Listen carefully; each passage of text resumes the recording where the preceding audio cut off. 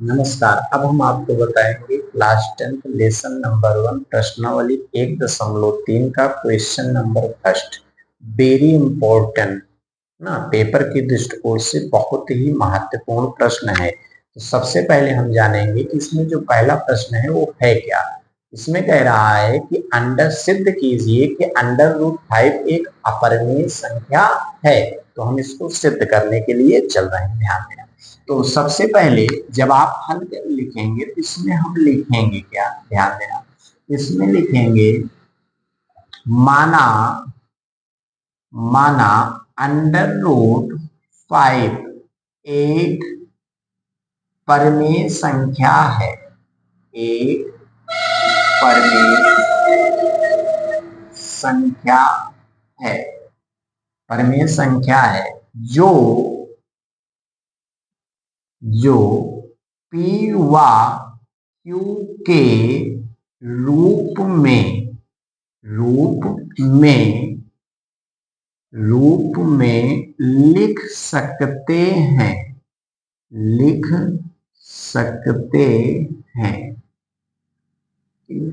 फिर लिखेंगे तब P तथा Q, तब P तथा Q सह, P तथा Q एक कैपिटल इस तरह लिख देना, P तथा Q सह आभाज्य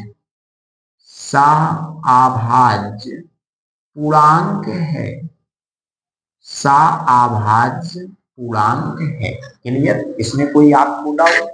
फिर उसके बाद लिखना, जैसे हम लिख रहे हैं इसको ध्यान देना, खूब बढ़िया से इसको समझना।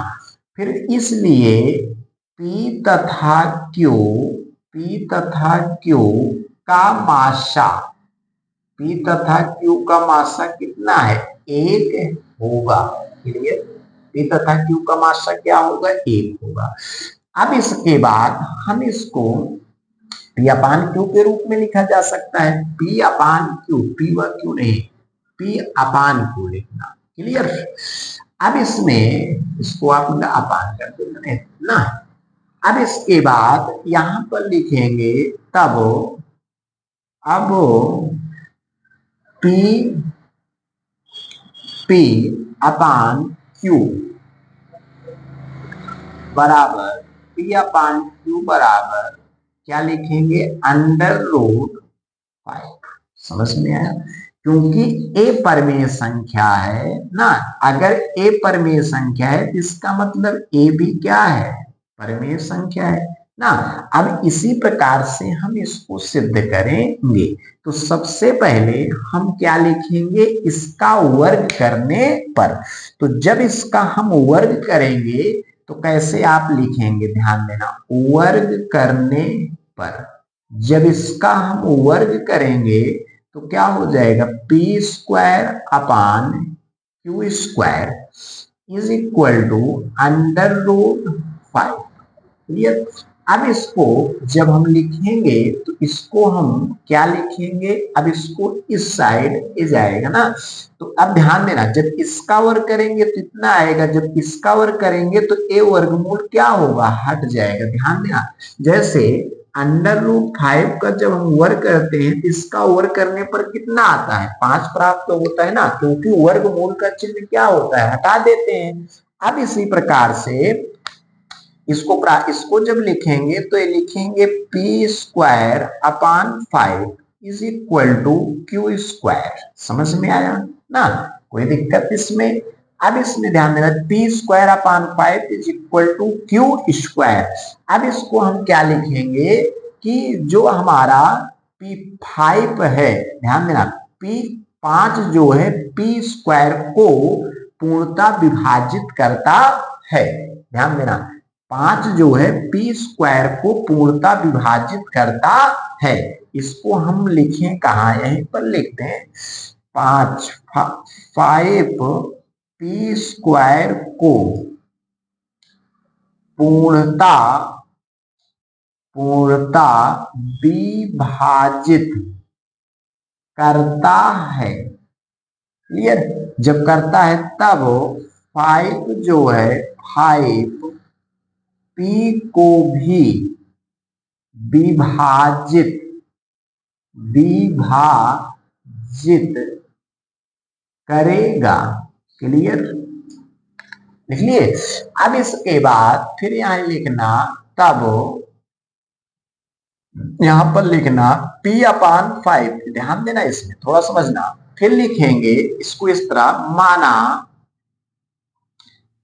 P/5 is equal to R ले लेते हैं। दूसरा भी P/5 is equal to R, ध्यान देना, ऐसे आप भी इसको हल करना। अब इसको हम लिखेंगे P is equal to 5R, इसका वर्ग करने पर, दोनों पक्षों में क्या करने पर, वर्ग करने पर, जब इसका हम वर्ग करेंगे तो P² is equal to 25R²। Clear. अब इसको हम इस 25 आपका कहाँ आ जाएगा, इधर आ जाएगा ना, ये 5 है तो 5 25 25²। अब P² के स्थान पे हम क्या रखेंगे, ध्यान देना, ये हमारा P² है, क्या हम P² के स्थान पे यहां पर लिखना, चूंकि P² is equal to 5Q²। Any doubt. अब P² के स्थान पे हम इसको लिख देंगे 5Q² इज इक्वल टू क्या हो जाएगा, 25R²। अब इधर आएगा तो यहाँ 2/5 लिख देंगे, लिख सकते हैं ना, इसको काट देंगे तो ये हो जाएगा 5। समझ में आया।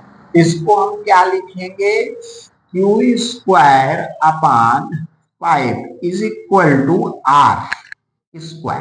समझ में आया। अब यहां पर लिखेंगे 5, को पूर्णता विभाजित करता है, विभाजित करता है, तब 5 जो है Q को भी पूर्णता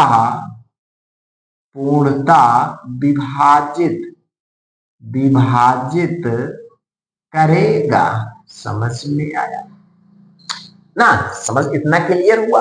अब इसमें ध्यान देना, अब इसमें हम लिखेंगे क्या, लास्ट में, अतः 5 जो है P तथा Q का मासा, 5 जो है P तथा Q का क्या है, Q का मासा है।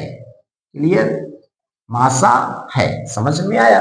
अब इसमें लिखेंगे हमारी मान्यता गलत है, क्या है, यहां पर लिखेंगे, इसलिए हमारी जो है, हमारी मान्यता क्या है, गलत है, गलत है। क्लियर, हमारी मान्यता क्या है, गलत है। इसको आप लिखेंगे हमारी मान्यता गलत है, इसलिए √5 एक परमेय संख्या है। समझ में आया। कोई इसमें आपको डाउट है, खूब बढ़िया से इसको आप समझना। क्लियर, इसमें किसी प्रकार की कोई समस्या हो पड़े, ये पेपर के दृष्टिकोण से बहुत ही इंपॉर्टेंट प्रश्न है, ध्यान देना, लिख लीजिए।